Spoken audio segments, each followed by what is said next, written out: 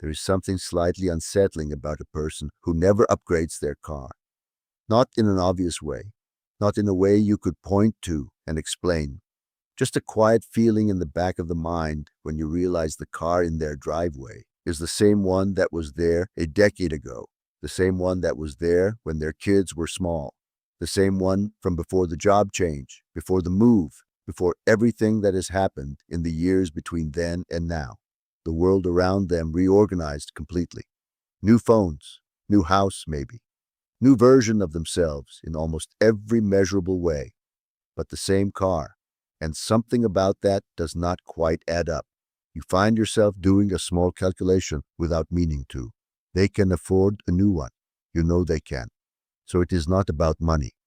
It is not about practicality either, because there are newer, safer, more efficient options available, and they know that, and they do not move.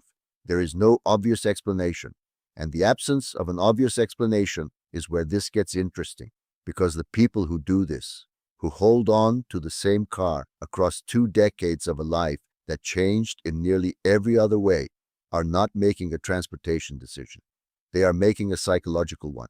And what that decision reveals about how they are wired, about what they value, about what they are quietly protecting, is something that most people who know them have sensed but never been able to name. Until now. Start with what everyone assumes and why it is wrong. The most common explanation offered for people who keep old cars is simple attachment, sentimentality. They love the car, that they are used to it. They do not like change. This explanation is comfortable because it requires nothing further. It closes the question without opening anything uncomfortable, but it does not hold up. Because if you actually sit with one of these people and ask them about the car, they do not talk about it the way a sentimental person talks about something they love. They do not describe it with warmth or nostalgia. They describe it the way a person describes something that works, something reliable, something known. The language is practical, almost clinical. It runs. I know what it needs. I know what it does. There is a flatness to the way they say it that is the opposite of sentimentality. What they are describing is not love. It is something darker and more interesting than love. It is control. Here is what is actually happening beneath the surface. Every time a person acquires something new, they enter a period of vulnerability.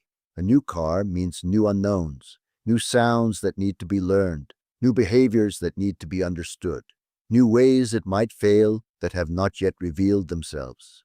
There is a psychological cost to this that most people absorb without thinking because they have been conditioned to associate new with better and better with worth the cost. But some people do not absorb that cost quietly. For them, the unknown is not exciting. It is threatening, not in a dramatic way, in a low, constant background way that never fully turns off. These are people who have learned, usually through specific experiences in their past, that new things carry hidden risks. That the moment you think you have something figured out is precisely the moment it surprises you. That stability is not given. It is built slowly through repetition and familiarity and the particular confidence that only comes from having navigated the same terrain enough times to know exactly where the difficult parts are. The old car is not a sentimental object to these people. It is a solved problem, and solved problems for a mind wired this way are genuinely precious, not because of what they are, because of what they are not. They are not uncertainty. They are not exposure. They are not the specific low-grade anxiety of learning something new from scratch. They are safe, and safe for certain people is not a small thing. Now go one layer deeper, because this is where it gets genuinely revealing. And the car that a person has driven for 20 years has accumulated something that cannot be purchased with a new vehicle. It has accumulated evidence, evidence of endurance, every repair made and survived, every breakdown navigated and resolved, every winter started and every long drive completed, each one added to a record that the owner carries not in their memory but in their body, in the particular confidence of someone who has been through something repeatedly and knows exactly how it ends.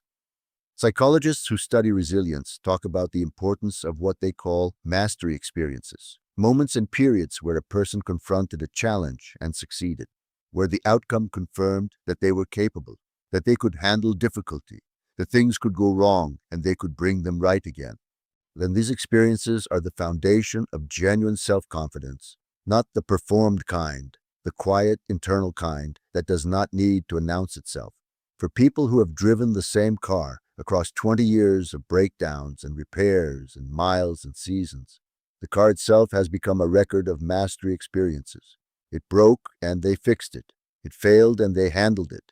It needed something and they provided it.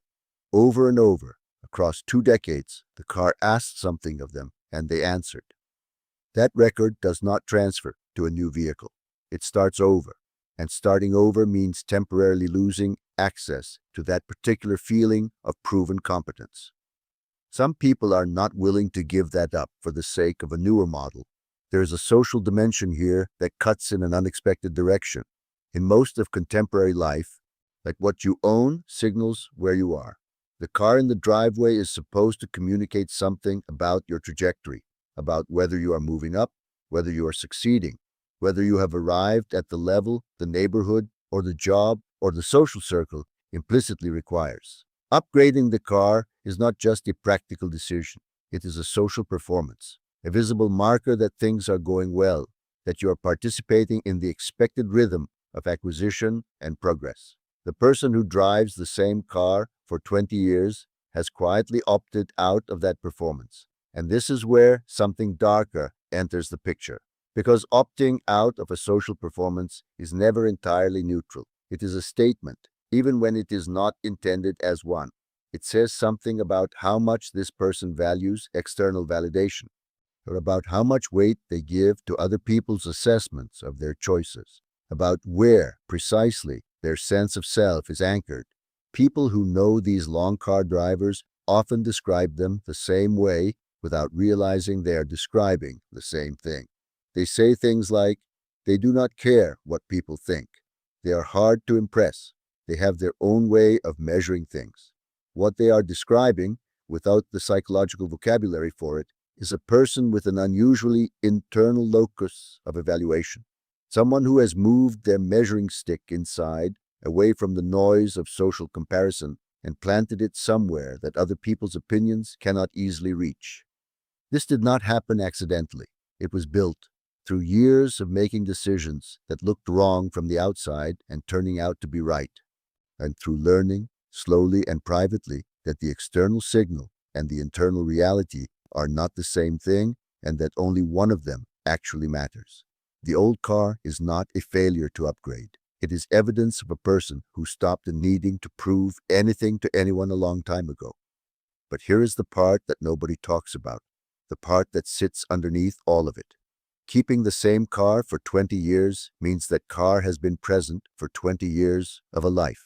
It was there for things, for the drives to the hospital and the drives away from funerals and the drives taken alone at 2 in the morning when sleep was not possible and movement was the only thing that helped. It absorbed the weight of decades, of the person who got in at 25 and the person who gets in now, who are connected by continuity but separated by everything that happened in between. There is a particular kind of person who does not discard things that were present for the weight of their life, not because they cannot let go, but because they understand something about witness, about the quiet significance of what was there, about the fact that some objects earn a kind of loyalty that has nothing to do with their function and everything to do with their presence. The 20-year car is not a transportation choice. It is a relationship, unspoken, unsentimental, entirely private, the kind that does not need to be explained to anyone because it was never for anyone else. If you know someone who drives a car that has no business still being on the road, and who deflects every reasonable suggestion to upgrade with a patience that borders on immovable, understand what you are actually looking at. You are looking at someone who does not measure their life in new things, who built their confidence not by acquiring but by enduring, who opted out of a social performance so quietly and so completely that most people around them never noticed it happened. You are looking at someone who knows exactly what they have, and who decided 20 years ago and every year since that it was enough. The unsettling feeling you get when you realize the car has not changed. That is not something wrong with them. That is something wrong with the assumption that people are supposed to keep needing more.